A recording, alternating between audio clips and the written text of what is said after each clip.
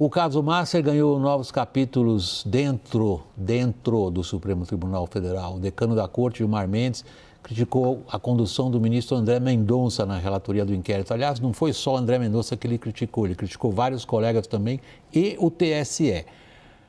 Confira na reportagem de Luciana Amaral. Em entrevista ao programa Roda Viva desta última segunda-feira, Gilmar Mendes disse que André Mendonça cometeu um erro crasso ao revelar que foi procurado por um advogado com uma proposta de delação seletiva. Gilmar ressaltou que um relator não pode participar de tratativas relacionadas a acordos de colaboração. Mendonça nega participar desse tipo de negociação e disse nem ter acessado o material. Mas o recado de Gilmar foi direto. Na conversa que nós tivemos, por exemplo, André Mendonça disse que tinha recebido um advogado fazendo proposta de delação seletiva. E aqui já há uma impropriedade. O acordo é entre o Ministério Público ou a Polícia Federal e o delator. Então aqui já há algo de erro crasso. Se está participando de conversas ou se está expulsando advogados do processo, isso tem algo de errado.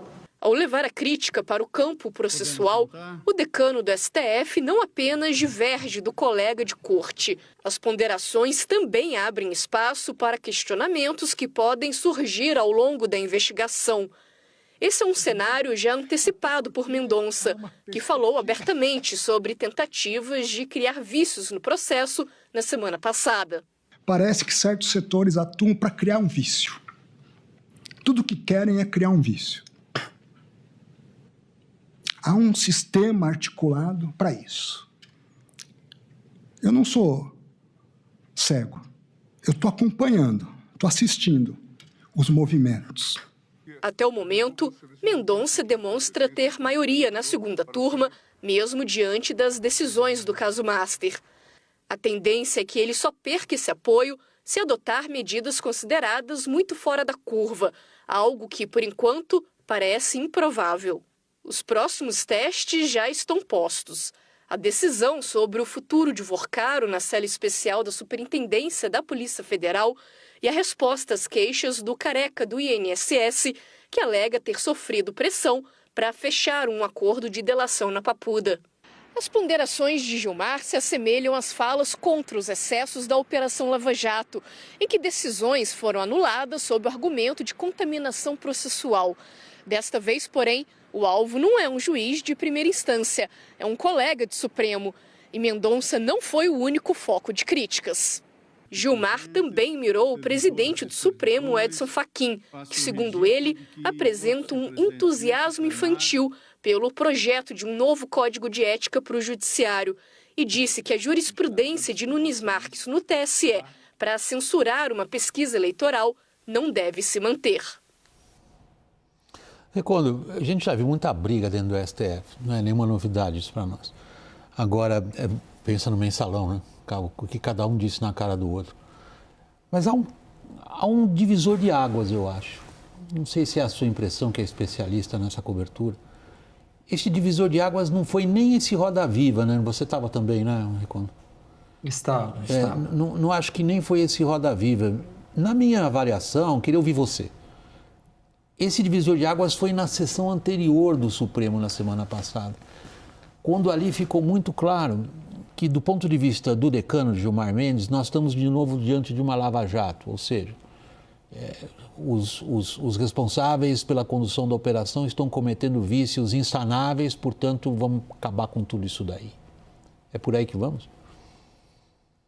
Olha, William, a gente acompanha o Supremo e o ministro Gilmar Mendes também há muito tempo, são 24 anos dentro do tribunal, comportamento que sempre foi esse, inclusive nas críticas aos colegas. Isso não é necessariamente uma novidade, muito pelo contrário, às vezes é até uma repetição. E já vimos também o ministro Gilmar Mendes, em determinados momentos, estar na maioria e depois figurar na minoria. E quando ele figura na minoria, ele atua dessa maneira mesmo, ou fazendo alertas, se nós quisermos olhar de forma naive, ou então deixando sementes plantadas para lá na frente ele tentar levar o seu voto ou fazer prevalecer o seu ponto de vista. Me parece que é isso que está acontecendo.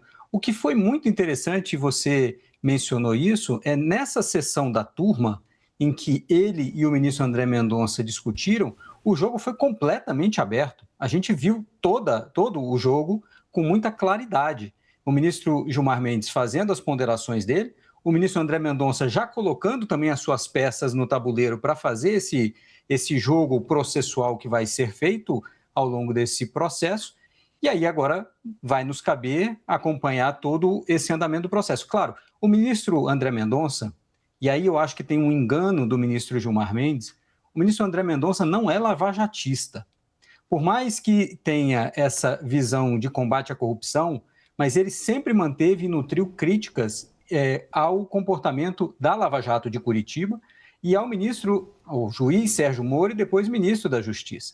Então, ele sabe dos erros que a Lava Jato cometeu. E acho que tem um detalhe, William, que no intervalo do Roda Viva a gente mencionou para o ministro Gilmar Mendes. Eu falei para ele, ministro, quando o senhor faz a comparação da Lava Jato com o caso Master, o senhor se esquece de uma peça fundamental, que é, na Procuradoria-Geral da República, não está Rodrigo Janot, que o senhor tanto criticava, está Paulo Gonet, seu amigo, inclusive. Alguém que tem um comportamento completamente diferente e a quem vai caber oferecer a denúncia. Então, nós temos uma grande diferença entre Lava Jato e o caso Master, já na Procuradoria-Geral da República.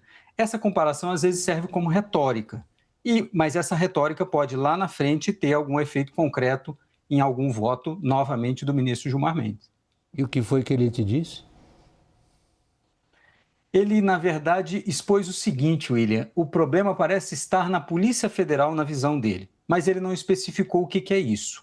É claro que toda investigação, ainda mais uma investigação dessa densidade, dessa profundidade, qualquer investigação criminal pode deixar pelo caminho algum tipo de problema que os advogados venham a apontar.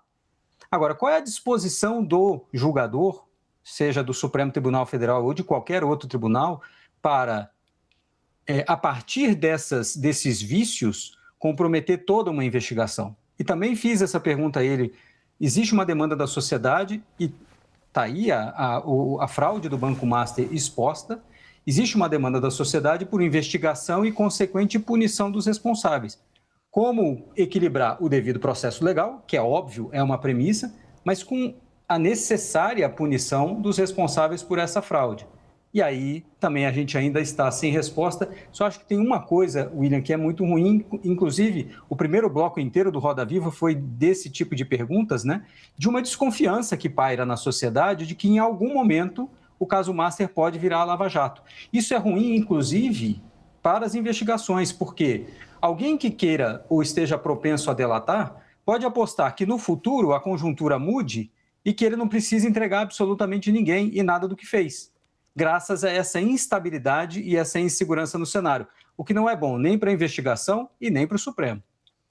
Pena que a gente não deixa a câmera ligada no intervalo, né? Aqui no WW também não, mas em compensação é meu único decreto imperial nesse programa, Recondo. É proibido falar do assunto do programa no intervalo. Jussara,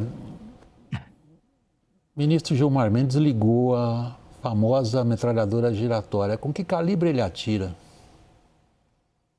Olha, William, o que a gente vê Gilmar Mendes, ele tem uma avaliação de que ele acabou mirando mais André Mendonça, que está à frente do caso Master. Mas quando ele dispara para os outros colegas, inclusive o presidente do Supremo Tribunal Federal, Edson Fachin, ele revela ali o incômodo dele, o decano, o incômodo dele desse isolamento. Então, assim, quando ele cita crítico sobre o código de ética que Fachin defende, sobre a atuação da ministra Carmen Lúcia à frente do Tribunal do TSE, quando ele também fala sobre a decisão de Cássio Nunes Marques, ele mostra ali que ele não está muito preocupado em ficar bem com os colegas e, pelo contrário, ele usa muito o espaço e a posição dele de decano para fazer essas críticas. O que chamou muita atenção de interlocutores do STF ao longo do dia de hoje, lá repercutindo a entrevista de ontem, é justamente a posição dele. Mas eles fazem uma questão de dividir. Falam assim, olha, ele fez críticas, repetiu algumas críticas em relação justamente a Fachin, ao Código de Ética, ao Código de Conduta, Mas o que fica muito mais claro é que eles acham que é uma atenção maior em relação a André Mendonça. Por outro lado, as pessoas mais próximas de Mendonça dizem o seguinte, que essa crítica a Mendonça não é a Mendonça. Eles voltam a insistir de uma questão de Gilmar Mendes com o próprio inquérito, com o próprio caso Master. E aí, como disse o Recondo aqui, deixando ali umas pistas pelo caminho, alguns gatilhos para, eventualmente, no futuro, todo esse procedimento ser contestado. Os colegas do Poder 360 fizeram uma compilação de entrevistas concedidas pelo decano do STF nos últimos 3 meses.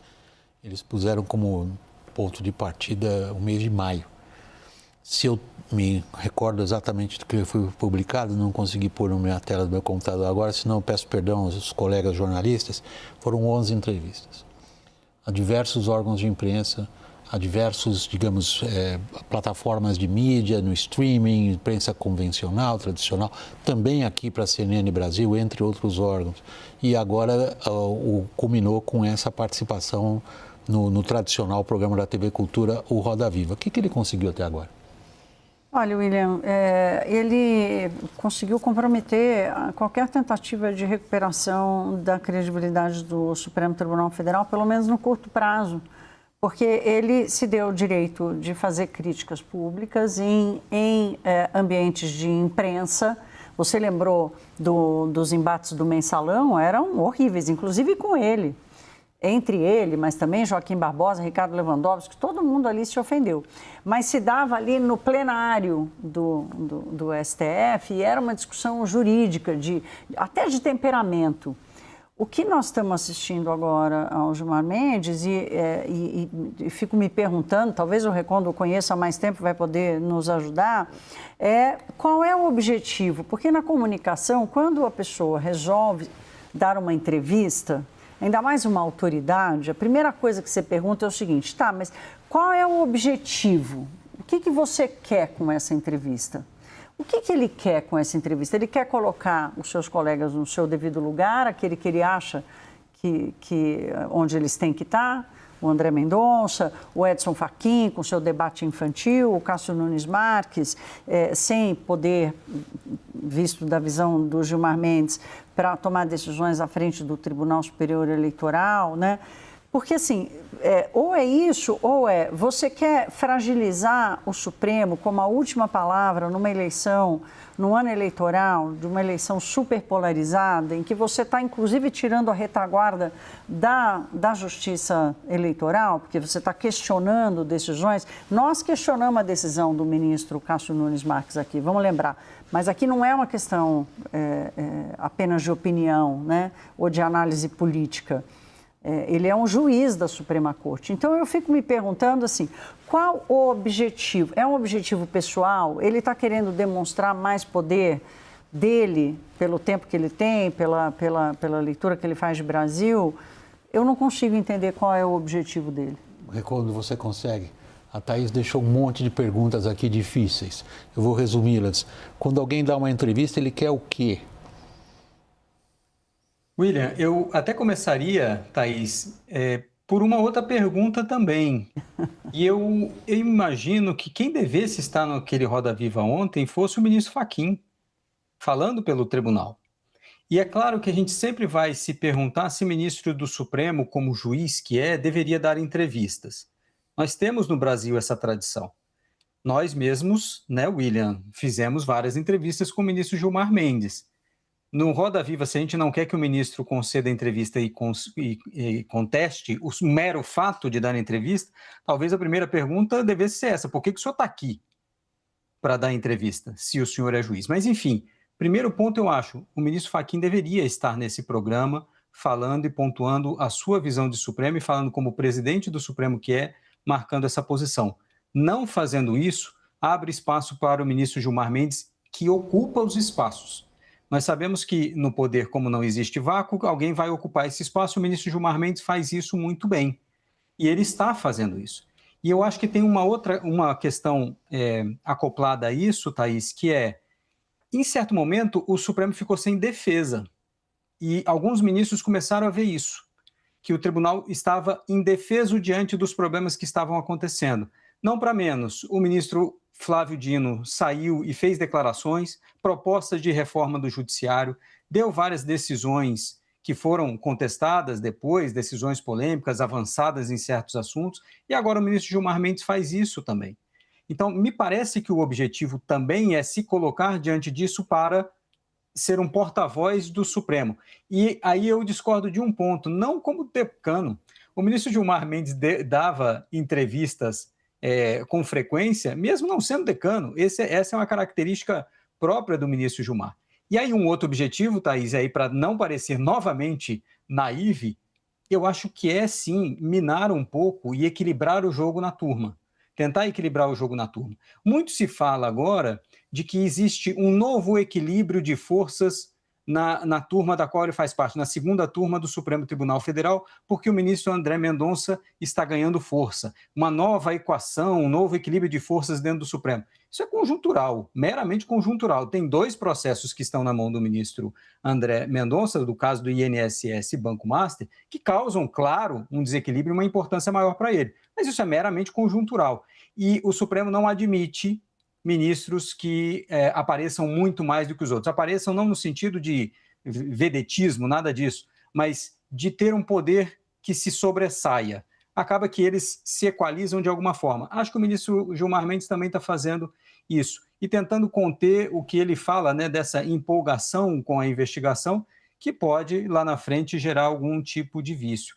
Se me permite, William, só para adicionar um ponto da entrevista, que eu tenho visto a percepção de que o ministro Gilmar Mendes fez críticas muito severas ao ministro Fachin.